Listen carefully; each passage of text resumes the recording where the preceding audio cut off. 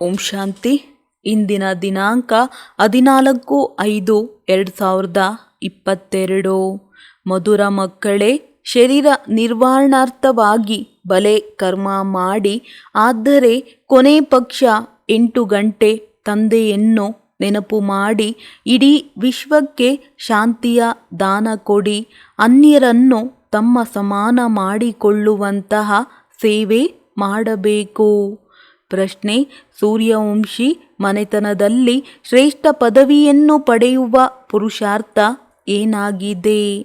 ಉತ್ತರ: ಸೂರ್ಯವಂಶಿ ಮನೆತನದಲ್ಲಿ ಶ್ರೇಷ್ಠ ಪದವಿಯನ್ನು ಪಡೆಯಬೇಕೆಂದರೆ ತಂದೆಯನ್ನು ನೆನಪು ಮಾಡಿ ಮತ್ತು ಅನ್ಯರಿಗೆ ಮಾಡಿಸಿ.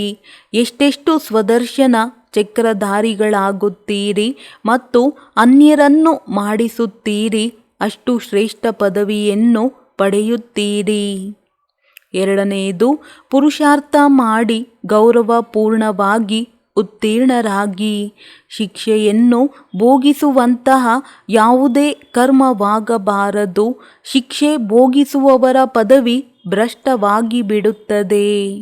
ಗೀತೆ: ಈ ಪಾಪದ ಪ್ರಪಂಚದಿಂದ ನಮ್ಮನ್ನು ದೂರ ಕರೆದುಕೊಂಡು ಹೋಗು. ಓಂ ಶಾಂತಿ. ಇದು ಮಕ್ಕಳ ಪ್ರಾರ್ಥನೆಯಾಗಿದೆ. ಯಾವ ಮಕ್ಕಳದ್ದು? ಯಾರು ಇಲ್ಲಿಯ ತನಕ ತಂದೆಯನ್ನು ಅರಿತಿಲ್ಲವೋ ಅವರದ್ದಾಗಿದೆ. ತಂದೆಯು ಈ ಪಾಪದ ಪ್ರಪಂಚದಿಂದ ನಮ್ಮನ್ನು ಪುಣ್ಯದ ಪ್ರಪಂಚದಲ್ಲಿ ಕರೆದುಕೊಂಡು ಹೋಗುತ್ತಿದ್ದಾರೆಂದು ನೀವು ಮಕ್ಕಳೇ ತಿಳಿದುಕೊಂಡಿದ್ದೀರಿ. ಅಲ್ಲಿ ಸದಾ ವಿಶ್ರಾಂತಿ ಇರುತ್ತದೆ, ದುಃಖದ ಹೆಸರೇ ಇರುವುದಿಲ್ಲ. ಈಗ ತಮ್ಮ ಹೃದಯದೊಂದಿಗೆ ಪ್ರಶ್ನೆ ಕೇಳಿಕೊಳ್ಳಲಾಗುತ್ತದೆ: ನಾವು ಆ ಸುಖಧಾಮದಿಂದ ಮತ್ತೆ ಈ ದುಃಖಧಾಮದಲ್ಲಿ ಹೇಗೆ ಬಂದೆವು? ಭಾರತವು ಪ್ರಾಚೀನ ದೇಶವಾಗಿದೆ ಎನ್ನುವುದನ್ನು ಎಲ್ಲರೂ ತಿಳಿದುಕೊಂಡಿದ್ದಾರೆ. ಭಾರತವೇ ಸುಖಧಾಮವಾಗಿತ್ತು. ಒಬ್ಬರೇ ಭಗವಾನ್ ಭಗವತಿಯ ರಾಜ್ಯವಿತ್ತು. ದೇವತಾ ಕೃಷ್ಣ, ದೇವಿ ರಾಧೆ ಅಥವಾ ದೇವತಾ ನಾರಾಯಣ, ದೇವಿ ಲಕ್ಷ್ಮಿ ರಾಜ್ಯ ಮಾಡುತ್ತಿದ್ದರು.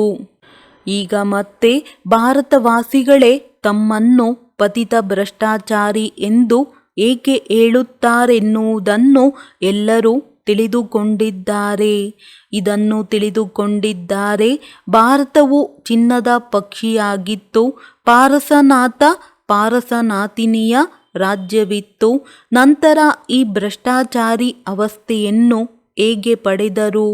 ತಂದೆಯೇ ಕುಳಿತು ತಿಳಿಸಿಕೊಡುತ್ತಾರೆ: ಮಕ್ಕಳೇ, ನನ್ನದು ಸಹ ಇಲ್ಲಿಯೇ ಜನ್ಮವಿದೆ, ಆದರೆ ನನ್ನದು ದಿವ್ಯ ಜನ್ಮವಾಗಿದೆ. ಈಗ ನೀವು ತಿಳಿದುಕೊಂಡಿದ್ದೀರಿ, ನಾವೇ ಶಿವವಂಶೀಯರಾಗಿದ್ದೇವೆ ಹಾಗೂ ಪ್ರಜಾಪಿತ ಬ್ರಹ್ಮಕುಮಾರಿಯರಾಗಿದ್ದೇವೆ. ಆದ್ದರಿಂದ ತಂದೆಯು ತಿಳಿಸಿದ್ದಾರೆ: ಮಕ್ಕಳೇ, ಮೊದಲು ಇದನ್ನು ಕೇಳಿ ಭಗವಂತ ತಂದೆಯನ್ನು ಅರಿತುಕೊಂಡಿದ್ದೀರಾ?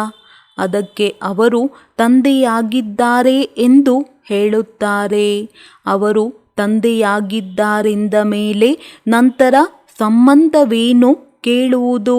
ಎಲ್ಲ ಆತ್ಮರು ಶಿವವಂಶೀಯರಾಗಿದ್ದಾರೆಂದ ಮೇಲೆ ಎಲ್ಲರೂ ಸಹೋದರರಾಗಿದ್ದಾರೆ. ನಂತರ ಸಾಕಾರ ಪ್ರಜಾಪಿತ ಬ್ರಹ್ಮನೊಂದಿಗೆ ಏನು ಸಂಬಂಧವಿದೆ? ಅದಕ್ಕೆ ಎಲ್ಲರೂ ತಂದೆಯಾಗಿದ್ದಾರೆ ಎಂದು ಹೇಳುತ್ತಾರೆ. ಅವರನ್ನೇ ಆದಿದೇವ ಎಂದು ಹೇಳುತ್ತಾರೆ. ಶಿವನು ನಿರಾಕಾರ ತಂದೆಯಾಗಿರುವುದರಿಂದ ಅವರು ಅವಿನಾಶಿಯಾಗಿ ಬಿಟ್ಟರು. ಆತ್ಮಗಳು ಸಹ ಅವಿನಾಶಿಯಾಗಿದ್ದಾರೆ. ಬಾಕಿ ಸಾಕಾರಿ ಶರೀರವನ್ನು ಒಂದನ್ನು ಬಿಟ್ಟು ಇನ್ನೊಂದನ್ನು ತೆಗೆದುಕೊಳ್ಳುತ್ತಾರೆ. ನಿರಾಕಾರ ಶಿವವಂಶೀಯರಾಗಿರುವ ಕಾರಣ ನಂತರ ಆತ್ಮದ ಲೆಕ್ಕದಲ್ಲಿ ಕುಮಾರ ಕುಮಾರಿಯರೆಂದು ಹೇಳಲಾಗುವುದಿಲ್ಲ. ಶಿವವಂಶೀಯರಂತೂ ಮೊದಲಿನಿಂದಲೇ ಆಗಿದ್ದಾರೆ. ಶಿವತಂದೆಯು ಪುನರ್ಜನ್ಮದಲ್ಲಿ ಬರುವುದಿಲ್ಲ. ನಾವು ಆತ್ಮಗಳು ಪುನರ್ಜನ್ಮದಲ್ಲಿ ಬರುತ್ತೇವೆ. ನೀವು ಪುಣ್ಯಾತ್ಮಗಳಾಗಿದ್ದವರು ನಂತರ ಪಾಪಾತ್ಮರು ಹೇಗಾದಿರಿ? ತಂದೆಯು ಹೇಳುತ್ತಾರೆ, ನೀವು ಭಾರತವಾಸಿಗಳು ನಿಮಗೆ ನೀವೇ ಪೆಟ್ಟನ್ನು ಹಾಕಿಕೊಂಡಿದ್ದೀರಿ, ಪರಂಪಿತ ಎಂದು ಹೇಳುತ್ತೀರಿ. ನಂತರ ಅವರನ್ನು ಸರ್ವವ್ಯಾಪಿ ಎಂದು ಹೇಳಿಬಿಡುತ್ತೀರಿ. ಪುಣ್ಯಾತ್ಮರನ್ನಾಗಿ ಮಾಡುವಂತಹ ತಂದೆಯನ್ನು ನೀವು ನಾಯಿ, ಬೆಕ್ಕು, ಕಲ್ಲು, ಮುಳ್ಳು ಎಲ್ಲದರಲ್ಲೂ ಸೇರಿಸಿ ಬಿಟ್ಟಿದ್ದೀರಿ. ಅವರೇ ಬೇಹದ್ದಿನ ತಂದೆ ಆಗಿದ್ದಾರೆ. ಈಗ ಅವರನ್ನೇ ನೀವು ನೆನಪು ಮಾಡುತ್ತೀರಿ. ತಂದೆಯೇ ಪ್ರಜಾಪಿತ ಬ್ರಹ್ಮನ ಮುಖಾಂತರ ಬ್ರಾಹ್ಮಣರನ್ನು ರಚಿಸುತ್ತಾರೆ. ನೀವು ಬ್ರಾಹ್ಮಣರೇ ನಂತರ ದೇವತೆಗಳಾಗುತ್ತೀರಿ. ಪತಿತರಿಂದ ಪಾವನರನ್ನಾಗಿ ಮಾಡುವಂಥವರು ಒಬ್ಬರೇ ತಂದೆ ಆದರಲ್ಲವೇ? ಅವರನ್ನು ಎಲ್ಲರಿಗಿಂತ ಜಾಸ್ತಿ ನೀವೇ ನಿಂದನೆ ಮಾಡಿದ್ದೀರಿ. ಆದ್ದರಿಂದ ನಿಮ್ಮ ಮೇಲೆ ಧರ್ಮರಾಜನ ಮುಖಾಂತರ ಕೇಸ್ ನಡೆಯುತ್ತದೆ. ಪಂಚವಿಕಾರ ರೂಪಿ ರಾವಣ ನಿಮ್ಮ ದೊಡ್ಡ ಶತ್ರು ಆಗಿದ್ದಾನೆ. ನಿಮ್ಮದು ರಾಮ ಬುದ್ಧಿಯಾಗಿದೆ, ಬಾಕಿ ಎಲ್ಲರದ್ದು ರಾವಣನ ಬುದ್ಧಿಯಾಗಿದೆ. ರಾಮರಾಜ್ಯದಲ್ಲಿ ನೀವು ಎಷ್ಟು ಸುಖಿಗಳಾಗಿದ್ದೀರಿ, ಈಗ ರಾವಣ ರಾಜ್ಯದಲ್ಲಿ ನೀವು ಎಷ್ಟು ದುಃಖಿಗಳಾಗಿದ್ದೀರಿ. ಅಲ್ಲಿ ಪಾವನ ವಂಶಾವಳಿಯಾಗಿದೆ, ಆದರೆ ಇಲ್ಲಿ ಪತಿತ ವಂಶಾವಳಿಯಾಗಿದೆ. ಈಗ ಯಾರ ಮತದ ಮೇಲೆ ನಡೆಯಬೇಕು? ಪತಿತ ಪಾವನನಂತೂ ಒಬ್ಬರೇ ನಿರಾಕಾರನಾಗಿದ್ದಾರೆ. ತಂದೆಯು ಈ ಸಮಯದಲ್ಲಿ ನಮ್ಮ ಮುಂದೆ ಹಾಜರಾಗಿದ್ದಾರೆ ಎನ್ನುವುದನ್ನು ಕೇವಲ ನೀವು ಮಕ್ಕಳೇ ತಿಳಿದುಕೊಂಡಿದ್ದೀರಿ. ಈಗ ಕಣ್ಣುಗಳಿಂದ ಅವರನ್ನು ನೋಡುತ್ತೇವೆ. ಪರಂಪಿತ ಪರಮಾತ್ಮ ಈ ಶರೀರದಲ್ಲಿ ಬಂದಿದ್ದಾರೆ ಎನ್ನುವುದು ಆತ್ಮನಿಗೆ ಈಗ ಗೊತ್ತಾಗಿದೆ. ನಾವೇ ಅರಿತುಕೊಳ್ಳುತ್ತೇವೆ, ನಾವೇ ಅರ್ಥ ಮಾಡಿಕೊಳ್ಳುತ್ತೇವೆ. ಶಿವಬಾಬಾ ನಂತರ ಬ್ರಹ್ಮನಲ್ಲಿ ಪ್ರವೇಶವಾಗಿ ನಮಗೆ ವೇದಶಾಸ್ತ್ರಗಳ ಸಾರ ಮತ್ತು ಸೃಷ್ಟಿಯ ಆದಿ ಮಧ್ಯ ಅಂತ್ಯ ರಹಸ್ಯವನ್ನು ತಿಳಿಸಿ ತ್ರಿಕಾಲದರ್ಶಿಗಳನ್ನಾಗಿ ಮಾಡುತ್ತಿದ್ದಾರೆ. ಸ್ವದರ್ಶನ ಚಕ್ರಧಾರಿಗಳನ್ನೇ ತ್ರಿಕಾಲದರ್ಶಿ ಎಂದು ಹೇಳಲಾಗುತ್ತದೆ. ವಿಷ್ಣುವಿಗೆ ಈ ಚಕ್ರವನ್ನು ಕೊಡುತ್ತಾರೆ. ನೀವು ಬ್ರಾಹ್ಮಣರೇ ಪುನಃ ದೇವತೆಗಳಾಗುತ್ತೀರಿ. ದೇವತೆಗಳ ಆತ್ಮ ಮತ್ತು ಶರೀರ ಎರಡು ಪವಿತ್ರವಾಗಿರುತ್ತವೆ. ನಿಮ್ಮ ಶರೀರವಂತೂ ವಿಕಾರದಿಂದಲೇ ಆಗಿದೆಯಲ್ಲವೇ? ಬಲೆ, ನೀವಾತ್ಮರು ಅಂತ್ಯದಲ್ಲಿ ಪವಿತ್ರರಾಗುತ್ತೀರಿ, ಆದರೆ ಶರೀರವಂತೂ ಪತಿತವಾಗಿದೆ ಎಲ್ಲವೇ? ಆದ್ದರಿಂದ ನಿಮಗೆ ಸ್ವದರ್ಶನ ಚಕ್ರವನ್ನು ಕೊಡಲು ಸಾಧ್ಯವಿಲ್ಲ. ನೀವು ಸಂಪೂರ್ಣರಾಗುತ್ತೀರಿ, ನಂತರ ವಿಷ್ಣುವಿನ ವಿಜಯಮಾಲೆಯಾಗುತ್ತೀರಿ. ರುದ್ರಮಾಲೆ ಮತ್ತು ನಂತರ ವಿಷ್ಣುಮಾಲೆ. ರುದ್ರಮಾಲೆಯು ನಿರಾಕಾರಿಯಾಗಿದೆ ಮತ್ತು ಅವರು ಯಾವಾಗ ಸಾಕಾರದಲ್ಲಿ ರಾಜ್ಯ ಮಾಡುತ್ತಾರೆ, ಆಗ ವಿಷ್ಣುವಿನ ಮಾಲೆಯಾಗುತ್ತದೆ. ಈ ಎಲ್ಲ ಮಾತುಗಳನ್ನು ನೀವೀಗ ತಿಳಿದುಕೊಂಡಿದ್ದೀರಿ. ಪತಿತ ಪಾವನ ಬಾ ಎಂದು ಗಾಯನ ಮಾಡುತ್ತಾರೆಂದಾಗ ಅವಶ್ಯವಾಗಿ ಒಬ್ಬರೇ ಆದರಲ್ಲವೇ? ಸರ್ವ ಪತಿತರನ್ನು ಪಾವನ ಮಾಡುವವರು ಒಬ್ಬರೇ ತಂದೆ ಆಗಿದ್ದಾರೆ. ಅವರೇ ಪತಿತ ಪಾವನ ಪ್ರಿಯಾತಿ ಪ್ರಿಯ ನಿರಾಕಾರ ಪರಂಪಿತ ಪರಮಾತ್ಮನಾದರಲ್ಲವೇ? ಅವರೇ ದೊಡ್ಡ ಬಾಬಾ ಆಗಿದ್ದಾರೆ. ಚಿಕ್ಕ ಬಾಬಾರವರನ್ನು ಬ್ರಹ್ಮ ಎಲ್ಲರೂ ಬಾಬಾ ಬಾಬಾ ಎಂದು ಹೇಳುತ್ತಿರುತ್ತಾರೆ. ಯಾವಾಗ ದುಃಖವಾಗುತ್ತದೆ ಆಗ ಪರಂಪಿತ ಪರಮಾತ್ಮನನ್ನು ನೆನಪು ಮಾಡುತ್ತಾರೆ. ಇವು ತುಂಬ ತಿಳಿದುಕೊಳ್ಳುವ ಮಾತುಗಳಾಗಿವೆ. ಮೊದಲು ಈ ಮಾತುಗಳನ್ನು ತಿಳಿಸಬೇಕು. ಪರಂಪಿತ ಪರಮಾತ್ಮನೊಂದಿಗೆ ನಿಮ್ಮ ಸಂಬಂಧವೇನು? ಶಿವಜಯಂತಿಯನ್ನು ಆಚರಿಸುತ್ತಾರೆ. ನಿರಾಕಾರ ಪರಂಪಿತ ಪರಮಾತ್ಮನ ಮಹಿಮೆಯು ಅತಿ ದೊಡ್ಡದಾಗಿದೆ. ಎಷ್ಟು ದೊಡ್ಡ ಪರೀಕ್ಷೆಯೋ ಅಷ್ಟು ದೊಡ್ಡ ಬಿರುದು ಸಿಗುತ್ತದೆ ಎಲ್ಲವೇ. ಬಾಬಾರವರ ಬಿರುದು ಅತಿ ದೊಡ್ಡದಾಗಿದೆ. ದೇವತೆಗಳ ಮಹಿಮೆ ಸಾಮಾನ್ಯವಾಗಿದೆ. ಸರ್ವಗುಣ ಸಂಪನ್ನ 16 ಕಲಾ ಸಂಪೂರ್ಣ. ಅತಿ ದೊಡ್ಡ ಹಿಂಸೆಯೆಂದರೆ ಒಬ್ಬರು ಇನ್ನೊಬ್ಬರ ಮೇಲೆ ಕಾಮಕಟಾರಿಯನ್ನು ನಡೆಸಿ ಒಬ್ಬರು ಇನ್ನೊಬ್ಬರಿಗೆ ಆದಿ ಮಧ್ಯ ಅಂತ್ಯ ದುಃಖವನ್ನು ಕೊಡುತ್ತಾರೆ. ಇದೇ ಅತಿ ದೊಡ್ಡ ಹಿಂಸೆಯಾಗಿದೆ. ಈಗ ನೀವು ಡಬಲ್ ಅಹಿಂಸಕರಾಗಬೇಕಾಗಿದೆ. ಭಗವಾನುವಾಚ, ಏ ಮಕ್ಕಳೇ, ನೀವು ಆತ್ಮಗಳಾಗಿದ್ದೀರಿ. ನಾನು ಪರಮಾತ್ಮನಾಗಿದ್ದೇನೆ. ನೀವು 63 ಜನ್ಮಗಳು ವಿಷಯ ಸಾಗರದಲ್ಲಿ ಇರುತ್ತೀರಿ. ಈಗ ನಾನು ನಿಮ್ಮನ್ನು ಶಿರಸಾಗರದಲ್ಲಿ ಕರೆದುಕೊಂಡು ಹೋಗುತ್ತೇನೆ. ಉಳಿದ ಅಂತ್ಯದ ಈ ಸ್ವಲ್ಪ ಸಮಯವನ್ನು ನೀವು ಪವಿತ್ರತೆಯ ಪ್ರತಿಜ್ಞೆ ಮಾಡಿ. ಇದಂತೂ ಒಳ್ಳೆಯ ಮತವಾಗಿದೆಯಲ್ಲವೇ. ನಮ್ಮನ್ನು ಪಾವನ ಮಾಡು ಎಂದು ಹೇಳುತ್ತಾರೆ. ಪಾವನ ಆತ್ಮಗಳು ಮುಕ್ತಿಯಲ್ಲಿರುತ್ತಾರೆ. ಸತ್ಯಯುಗದಲ್ಲಿ ಜೀವನ್ಮುಕ್ತಿ ಇರುತ್ತದೆ. ತಂದೆಯು ಹೇಳುತ್ತಾರೆ, ಒಂದು ವೇಳೆ ನೀವು ಸೂರ್ಯವಂಶೀಯರಾಗಬೇಕೆಂದರೆ ಪೂರ್ಣ ಪುರುಷಾರ್ಥ ಮಾಡಿ. ನನ್ನನ್ನು ನೆನಪು ಮಾಡಿ ಮತ್ತು ಅನ್ಯರಿಗೂ ನೆನಪು ಮಾಡಿಸಿ. ಎಷ್ಟೆಷ್ಟು ಸ್ವದರ್ಶನ ಚಕ್ರಧಾರಿಗಳಾಗಿ ಅನ್ಯರನ್ನು ಮಾಡಿಸುತ್ತೀರಿ, ಅಷ್ಟೇ ಉತ್ತಮ ಪದವಿಯನ್ನು ಪಡೆಯುತ್ತೀರಿ. ಈಗ ನೋಡಿ, ಈ ಪ್ರೇಮ್ ಬೆಹೆನ್ ಡೆಹ್ರಾಡೂನ್ನಲ್ಲಿ ಇರುತ್ತಾರೆ. ಇಷ್ಟೆಲ್ಲ ಡೆಹ್ರಾಡೂನ್ ನಿವಾಸಿಗಳು ಸ್ವದರ್ಶನ ಚಕ್ರಧಾರಿಗಳಾಗಿರಲಿಲ್ಲ. ಮತ್ತೆ ಇವರು ಹೇಗಾದರೂ ಪ್ರೇಮ್ ಬೆಹೆನ್ ಅನ್ಯರನ್ನು ತಮ್ಮ ಸಮಾನ ಮಾಡಿದರು. ಹೀಗೆ ತಮ್ಮ ಸಮಾನ ಮಾಡಿಕೊಳ್ಳುತ್ತಾ ದೈವಿ ವೃಕ್ಷದ ವೃದ್ಧಿಯಾಗುತ್ತದೆ. ಅಂಧರನ್ನು ಸರಿಪಡಿಸುವಂತಹ ಪುರುಷಾರ್ಥ ಮಾಡಬೇಕಲ್ಲವೇ. 8 ಗಂಟೆಯಂತೂ ನಿಮಗೆ ಬಿಡುವಿದೆ. ಶರೀರ ನಿರ್ವಹಣಾರ್ಥ ವ್ಯಾಪಾರ ಮುಂತಾದವುಗಳನ್ನು ಮಾಡಬೇಕು. ಎಲ್ಲಿಯೇ ಹೋದರೂ ಪ್ರಯತ್ನ ಮಾಡಿ ನನ್ನನ್ನು ನೆನಪು ಮಾಡಿ. ಎಷ್ಟು ನೀವು ತಂದೆಯನ್ನು ನೆನಪು ಮಾಡುತ್ತೀರೆಂದರೆ ನೀವು ಶಾಂತಿಯ ದಾನವನ್ನು ಇಡೀ ಸೃಷ್ಟಿಗೆ ಕೊಡುತ್ತೀರೆಂದು ಅರ್ಥ. ಯೋಗದಿಂದ ಶಾಂತಿಯ ದಾನ ಕೊಡುವುದು ಯಾವುದೇ ಕಷ್ಟವಿಲ್ಲ. ಆಗಾಗ ಯೋಗದಲ್ಲಿ ಕೂರಿಸಬೇಕಾಗುತ್ತದೆ, ಏಕೆಂದರೆ ಸಂಘಟನೆಯ ಬಲವು ಒಟ್ಟುಗೂಡುತ್ತದೆ. ತಂದೆಯು ತಿಳಿಸಿದ್ದಾರೆ, ಶಿವಬಾಬಾರವರನ್ನು ನೆನಪು ಮಾಡಿ ಅವರಿಗೆ ಹೇಳಿ, ಬಾಬಾ, ಇವರು ನಮ್ಮ ಕುಲದವರಾಗಿದ್ದಾರೆ. ಇವರ ಬುದ್ಧಿಯ ಬೀಗವನ್ನು ತೆರೆಯಿರಿ. ಇದು ಸಹ ನೆನಪು ಮಾಡುವ ಯುಕ್ತಿಯಾಗಿದೆ. ಈ ರೀತಿ ತಮ್ಮ ಅಭ್ಯಾಸವನ್ನು ಇಟ್ಟುಕೊಳ್ಳಬೇಕು. ನಡೆಯುತ್ತಾ ತಿರುಗಾಡುತ್ತಾ ಶಿವಬಾಬಾರವರ ನೆನಪೇ ಇರಬೇಕು. ಬಾಬಾ, ಇವರಿಗೆ ಆಶೀರ್ವಾದ ಮಾಡಿ. ಆಶೀರ್ವಾದ ಮಾಡುವಂತಹ ದಯಾಹೃದಯಿ ಬಾಬಾ ಒಬ್ಬರೇ ಆಗಿದ್ದಾರೆ. ಹೇ ಭಗವಂತ, ಇವರ ಮೇಲೆ ದಯೆ ತೋರಿಸು ಎಂದು ಭಗವಂತನಿಗೆ ಹೇಳುತ್ತಾರಲ್ಲವೇ.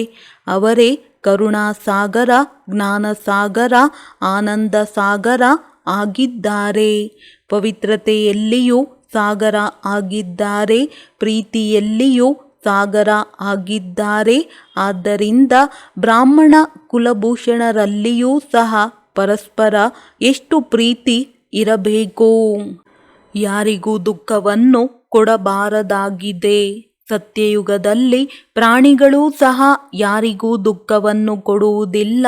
ನೀವು ಮಕ್ಕಳು ಒಂದು ಮನೆಯಲ್ಲಿದ್ದು ಪರಸ್ಪರ ಸಹೋದರರೇ ಅತಿ ಚಿಕ್ಕ ಮಾತಿನಲ್ಲಿ ಜಗಳವಾಡುತ್ತೀರಿ. ಅಲ್ಲಿ ಪ್ರಾಣಿಗಳು ಮುಂತಾದವೂ ಸಹ ಜಗಳವಾಡುವುದಿಲ್ಲ. ಈಗ ನೀವು ಸಹ ಕಲಿಯಬೇಕಾಗಿದೆ.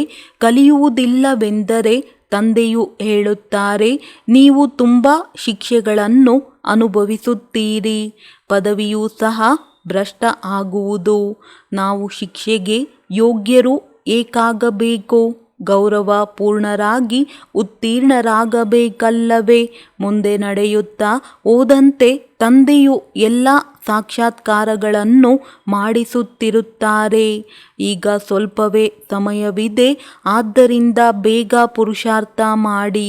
ಕಾಯಿಲೆ ಇದ್ದಾಗಲೂ ಸಹ ರಾಮ ರಾಮ ಎಂದು ಹೇಳಿ ಎಂದು ಎಲ್ಲರಿಗೂ ಹೇಳುತ್ತಾರಲ್ಲವೇ? ಒಳಗಿನಿಂದಲೂ ಹೇಳುತ್ತಾರೆ.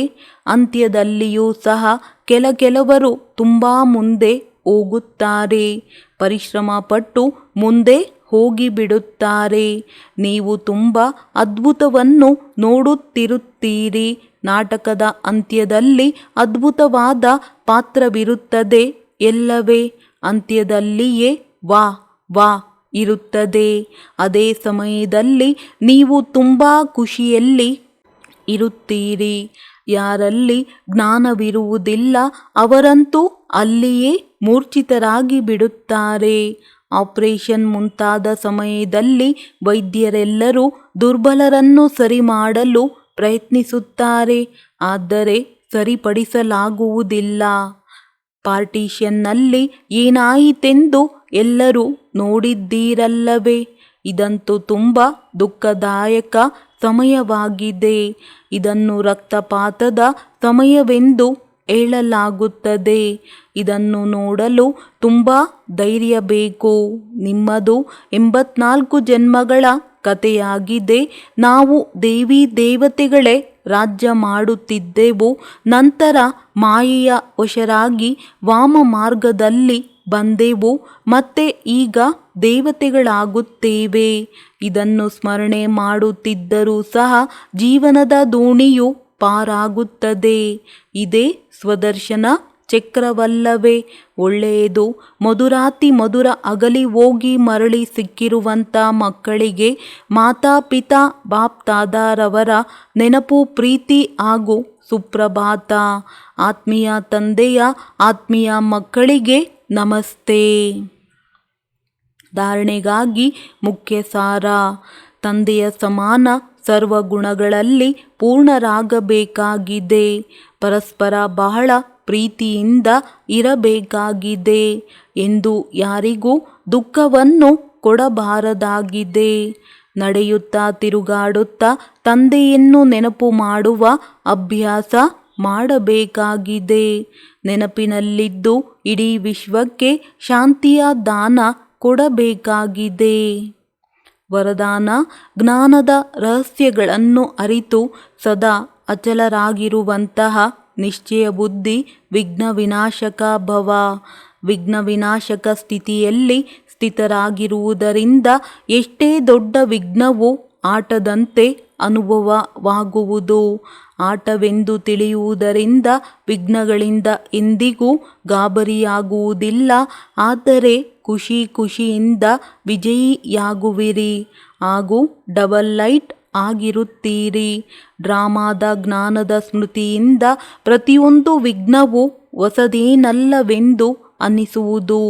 ಹೊಸ ಮಾತೆನ್ನಿಸುವುದಿಲ್ಲ, ಬಹಳ ಹಳೆಯ ಮಾತಾಗಿದೆ. ಅನೇಕ ಬಾರಿ ವಿಜಯಿಯಾಗಿದ್ದೇವೆ. ಇಂತಹ ನಿಶ್ಚಯ ಬುದ್ಧಿ ಜ್ಞಾನದ ರಹಸ್ಯವನ್ನು ತಿಳಿದುಕೊಳ್ಳುವಂತಹ ಮಕ್ಕಳ ನೆನಪಾರ್ಥವೇ ಅಚಲ್ಘರ್ ಆಗಿದೆ. ಸ್ಲೋಗನ್: ದೃಢತೆಯ ಶಕ್ತಿಯ ಜೊತೆ ಇದ್ದರೆ ಸಫಲತೆಯು ಕೊರಳಿನ ಹಾರವಾಗಿ ಬಿಡುವುದು. ಮಾತೇಶ್ವರಿಯವರ ಅಮೂಲ್ಯ ಮಹಾವಾಕ್ಯ: ನಾವೇನು ಒಳ್ಳೆಯ ಅಥವಾ ಕೆಟ್ಟ ಕರ್ಮವನ್ನು ಮಾಡುತ್ತೇವೆ ಅದರ ಫಲವು ಅವಶ್ಯವಾಗಿ ಸಿಗುತ್ತದೆ. ಹೇಗೆ ಯಾರಾದರೂ ದಾನ ಪುಣ್ಯ ಮಾಡುತ್ತಾರೆ, ಯಜ್ಞ ಹೋಮವನ್ನು ಮಾಡುತ್ತಾರೆ, ಪೂಜೆ ಪುನಸ್ಕಾರವನ್ನು ಮಾಡುತ್ತಾರೆಂದರೆ ತಿಳಿಯುತ್ತಾರೆ ನಾವು ಈಶ್ವರಾರ್ಥವಾಗಿ ಏನೆಲ್ಲ ದಾನ ಮಾಡಿದ್ದೆವೋ ಅದು ಪರಮಾತ್ಮನ ದರ್ಬಾರಿನಲ್ಲಿ ಸೇರ್ಪಡೆಯಾಯಿತು. ಯಾವಾಗ ನಾವು ಸಾಯುತ್ತೇವೆಯೋ ಆಗ ಅದರ ಫಲವು ಅವಶ್ಯವಾಗಿ ಸಿಗುವುದು ಮತ್ತು ನಮ್ಮ ಮುಕ್ತಿಯಾಗುವುದು. ಆದರೆ ಇದನ್ನಂತೂ ತಿಳಿದಿದ್ದೇವೆ, ಇದನ್ನು ಮಾಡುವುದರಿಂದೇನು ಸದಾಕಾಲಕ್ಕಾಗಿ ಲಾಭವಾಗುವುದಿಲ್ಲ. ಇದಂತೂ ನಾವು ಎಂತಹ ಕರ್ಮವನ್ನು ಮಾಡುತ್ತೇವೆಯೋ ಅದರಿಂದ ಅಲ್ಪಕಾಲದ ಕ್ಷಣಿಕ ಸುಖದ ಪ್ರಾಪ್ತಿಯಂತೂ ಅವಶ್ಯವಾಗಿ ಆಗುವುದು. ಆದರೆ ಎಲ್ಲಿಯವರೆಗೆ ಈ ಪ್ರತ್ಯಕ್ಷ ಜೀವನವು ಸದಾ ಸುಖಿಯಾಗುವುದಿಲ್ಲವೋ ಅಲ್ಲಿಯವರೆಗೆ ಅದರ ರಿಟರ್ನ್ ಸಿಗಲು ಸಾಧ್ಯವಿಲ್ಲ. ಬಲೆ ನಾವು ಯಾರೊಂದಿಗಾದರೂ ಕೇಳುತ್ತೇವೆ, ನೀವು ಇದೇನೆಲ್ಲ ಮಾಡುತ್ತಾ ಬಂದಿದ್ದೀರಿ, ಅದನ್ನು ಮಾಡುವುದರಿಂದ ನಿಮಗೆ ಲಾಭವು ಸಿಕ್ಕಿದೆಯೇ? ಇದಕ್ಕೆ ಅವರ ಬಳಿ ಯಾವುದೇ ಜವಾಬು ಇರುವುದಿಲ್ಲ. ಈಗ ಪರಮಾತ್ಮನ ಬಳಿ ದಾಖಲಾತಿ ಆಯಿತೆ ಅಥವಾ ಇಲ್ಲವೆಂಬುದು ನಮಗೆ ಹೇಗೆ ಗೊತ್ತು? ಎಲ್ಲಿಯವರೆಗೆ ತಮ್ಮ ಪ್ರತ್ಯಕ್ಷ ಜೀವನದಲ್ಲಿ ಕರ್ಮ ಶ್ರೇಷ್ಠವಿಲ್ಲವೋ ಅಲ್ಲಿಯವರೆಗೆ ಎಷ್ಟಾದರೂ ಪರಿಶ್ರಮ ಮಾಡುತ್ತಿದ್ದರೂ ಮುಕ್ತಿ ಜೀವನ್ಮುಕ್ತಿಯ ಪ್ರಾಪ್ತಿಯಾಗುವುದಿಲ್ಲ. ದಾನ ಪುಣ್ಯ ಮಾಡಿದ್ದೀರಿ, ಒಳ್ಳೆಯದು. ಆದರೆ ಅದನ್ನು ಮಾಡುವುದರಿಂದಂತೂ ವಿಕರ್ಮವಂತೂ ಭಸ್ಮವಾಗುವುದಿಲ್ಲ.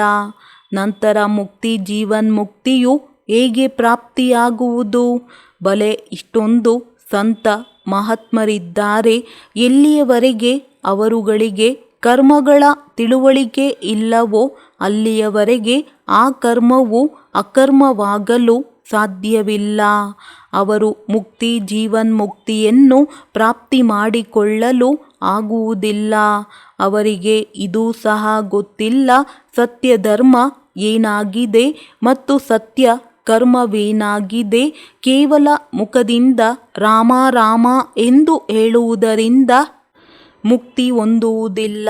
ಸತ್ತ ನಂತರ ನಮಗೆ ಮುಕ್ತಿಯಾಗುವುದು ಎಂದು ತಿಳಿದುಕೊಂಡು ಕುಳಿತಿದ್ದಾರೆ.